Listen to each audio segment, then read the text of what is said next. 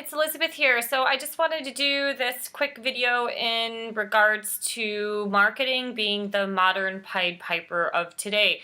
So if you're not familiar with the old fairy tale of that comes from Germany, I think it was in the year of 1248, a gentleman, the Pied Piper, went into the town of Hamelin, which I've been to because it's in Niedersachsen, so it's nearby Hanover where I used to live.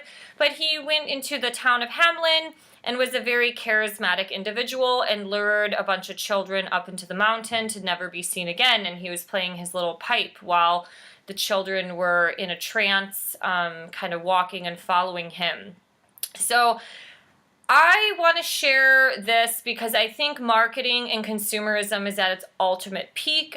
These are problems that have rooted back to the early 1900s, especially once Sigmund Freud's psychology started to come out to understand how humans behave in terms of understanding and receiving different messages. And I think all of that consumer behavior has been tested and marketed so well that companies today, especially with social media being as useful or being as widely used as it is, we are definitely filled with so much noise and marketing that it's slightly overwhelming. And I think a lot of people are just stuck in this vicious cycle of being a consumer, and they don't really quite understand why. So I would say I've always kind of had a little bit of blood in me that's been slightly anti-establishment. I don't know why some people are programmed the way they are. It's just our blueprint of the way that God made us. But I studied sport management in my undergraduate. That's my undergraduate degree from Bowling Green State University. And I remember taking a sponsorship and endorsement class. And so we had to go and take a field trip to the Cleveland Browns Stadium.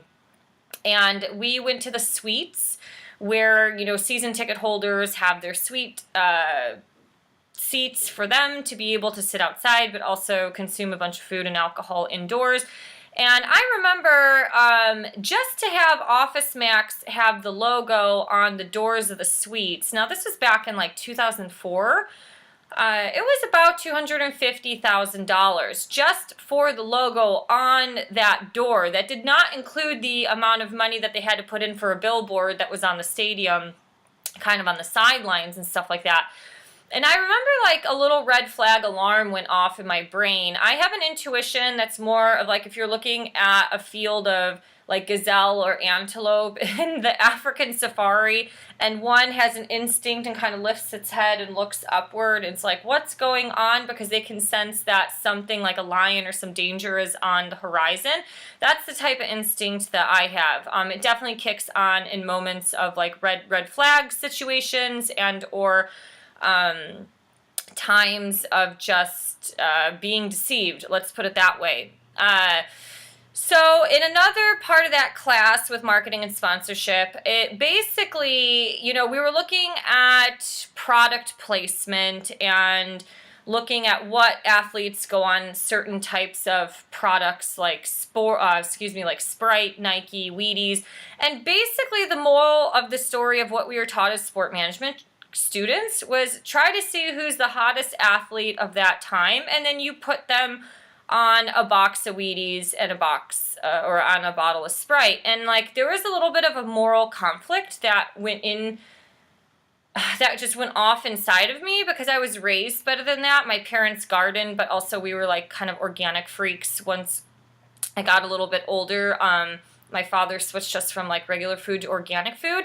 And I knew that telling a child to eat a box of Captain Crunch or Wheaties or telling a child to drink a bottle of Sprite would not make them a better athlete because I was an athlete myself. My father raised me as an athlete.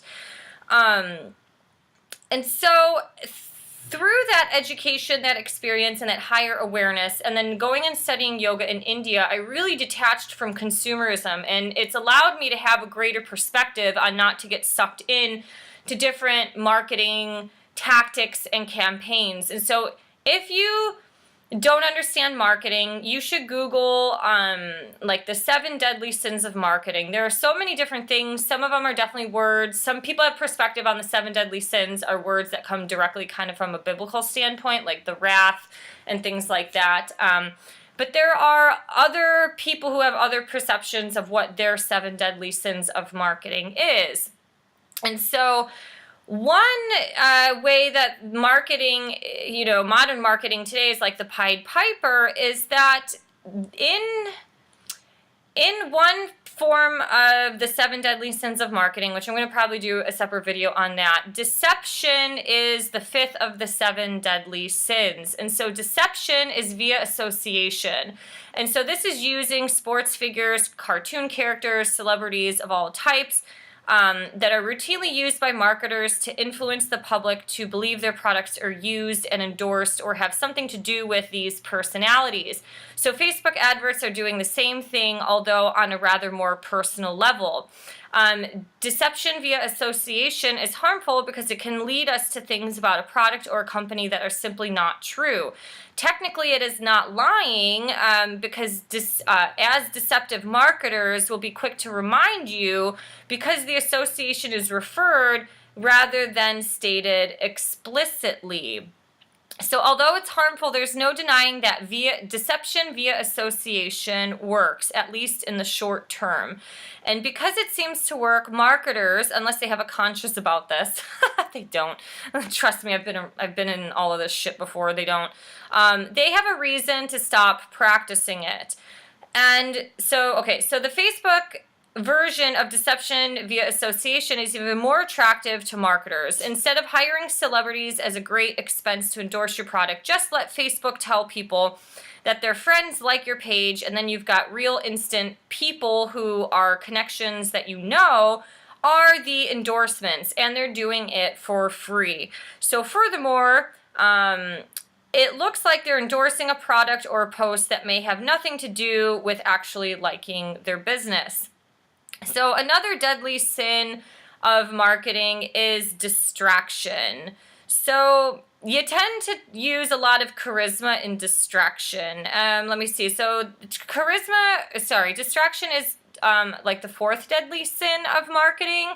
And so like the Pied Piper who leads his victims to their ultimate doom through music and dancing, this type of using charisma via distraction is a type of marketing tool to attract and lure followers through the charisma of their clever video production. So obviously the skill sets that somebody like an independent artist like me or whatever, some average Joe Schmo on, a self-published author, we have very limited capabilities of understanding videography and or the time, energy, or money to put forth toward videography as compared to a company that say is trying to sell, let's just use Amazon for example. Like an Amazon commercial is going to be way more attractive and luring and professional looking than somebody who is in my standpoint trying to do something like that.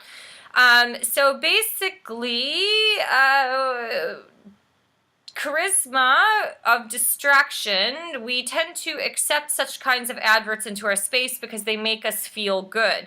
But without realizing it, our brains are forming a mental association between that brand and that feeling good experience, even though from a logical perspective, there is no connection whatsoever between whatever is going on in the video and that actual product. So basically what they're trying to do, it's like bait. They're trying to hook you in without you even realizing it.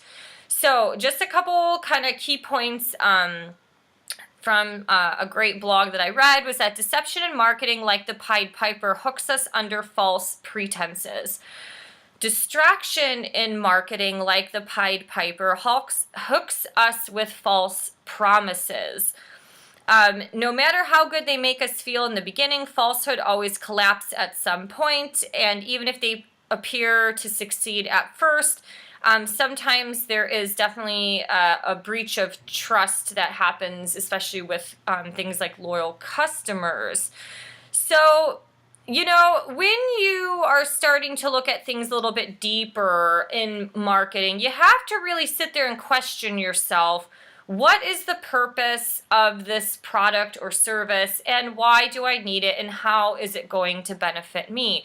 The reality is today we all use marketing to help us understand what we want to purchase and buy. So for example, if I'm looking to buy a new car, I probably am going to lay all of the facts on the tables and not necessarily look at like a marketing video, but you know, it's like to some degree the car salesman is going to have to sell me on why I should select or choose this specific type of car. So there is a little bit of marketing that goes in. Me as a personal trainer, I have to sell myself to, you know, to let people know how I can help change their lives or help them on their path of well-being, and to help them change their health behaviors. So, you know, it's really interesting that marketing today is so bad. I mean, the media in itself is really bad, and I think people, you know, there's propaganda on both sides of the media today, and it is really important to sit with detached emotions and to judge things or analyze things from an outside perspective without having your bias get in play. That's really hard for people to do, but it's really important to look at both sides of the story or the two sides of every coin. If you kind of look to Google the word Pied Piper, something like a dictionary will say a Pied Piper is one that offers strong but delusive enticement. A Pied Piper is a leader who makes irresponsible promises. And a Pied Piper is a charismatic person who attracts followers. So there definitely are a lot of, you know, you see things in cults or in, you know, like let's talk about the yoga industry. Like, you know, these yoga journal stars can definitely attract a hell of a lot more people to their sessions or to buy their products, their books, and their videos as compared to somebody, you know, say like me, who's just an average Joe from Seattle, Washington, who is not blasted into the mainstream media. And so people are putting their trust and faith, which is funny, into what's popular. And what's popular generally is what sells more. And a lot of times things start off as a very good thing, and then under the radar things switch and change. You know, it becomes corrupt or whatever in the long run. So the beer industry is very similar to how the business model of the tech company is. So a lot of people out here in the Northwest, especially in Oregon, because like Bend, Oregon is the mecca of like brew pubs, you have people who are creating beer and they're following the tech business model where they're basically trying to create a startup of a beer and then they're trying to sell it off to a bigger company like a Microsoft, and things like that. So they're trying to create a beer and then they want, you know, Anheuser-Busch to buy it out, because the reality is then they made a crap ton of money by, you know, selling their business out for millions of dollars. And you see that a lot in the vegan community today. You know, Field Roast and Daya and all these companies were once independently owned, and now they're owned by either, you know, like a Japanese pharmaceutical company or some larger, you know, I can't remember. Tyson owns some vegan product.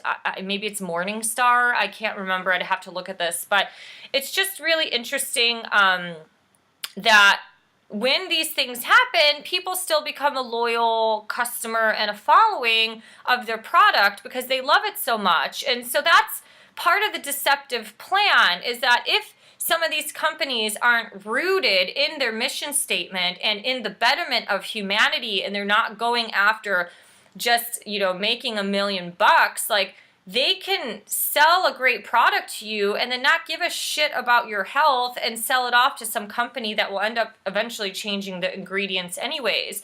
So I think it's just really important today not to get so fixed or to get so, I don't know, invested or loyal in some products or companies, just because it's like at the end of the day, a lot of them don't really have your best interests at heart. And a lot of them are using deceptive marketing tools like, you know, donating money to a charity and doing all this great stuff just for the sake of being altruistic, but they're doing it because that's what people are looking for today. Like, do you think Starbucks really cared about donating some money to some Costa Rican plantain or whatever field, abroad? They were probably doing it because they were trying to make themselves look altruistic and like some, really great corporation that cares about the world and all this stuff as a form of marketing tool. So I question everything. I have a little bit of a skeptical mind. I should have been a detective because I can smell bullshit from a mile away. So I definitely look at all these angles of things, but I wanted to share some of this stuff because marketing is a Pied Piper. It has gotten soaked into the brains of people that at the end of the day, a lot of people just don't care about anything else except for them. Like Amazon is the biggest snake out there. Like, let's be honest. My father used to shop a lot at Whole Foods, and before Whole Foods, Whole Foods also bought out a company called Wild Oats. And so my father bought a cereal that was like $3.99. And when Jeff Bezos bought out Whole Foods, the cereal price dropped to $3.69. Now, eventually, once it got, Bezos started doing all that Amazon Prime membership to get all these discounts. Now, all of a sudden, the cereal is $4.29. So it's more expensive now with Jeff Bezos owning Whole Foods as compared to what it was originally when Whole Foods was its own corporate entity. And so that's very deceptive and alluring in itself when it's like, oh, we dropped prices at Whole Foods and everyone's going apeshit crazy about it because they're like, I can use my Prime membership and get a discount. And you know what that fucker did? I get pissed about this, so I swear about it. He was a snake that was sticking his little tooth into your brain that you weren't using, thinking you're going to get a better price. And once Amazon has you hooked, as a consumer, then the prices skyrocket and go up. And that's where my little Aquarian brain goes off because that is wrong. It's deceptive and it's inhumane. It's inhumane that people who want to eat healthy and get good food for their body now has to pay more because of some stupid business change. I get pissed about the Amazon thing, so that's why I don't shop on it. But anyways, my name's Elizabeth, and these are some thoughts that I have. And so if you can like, share, subscribe, that would greatly help me out to build this channel. You can also support me on Patreon if you believe in my message or my voice. And I hope you have a great day. Thank you for liking, sharing, subscribing. Bye.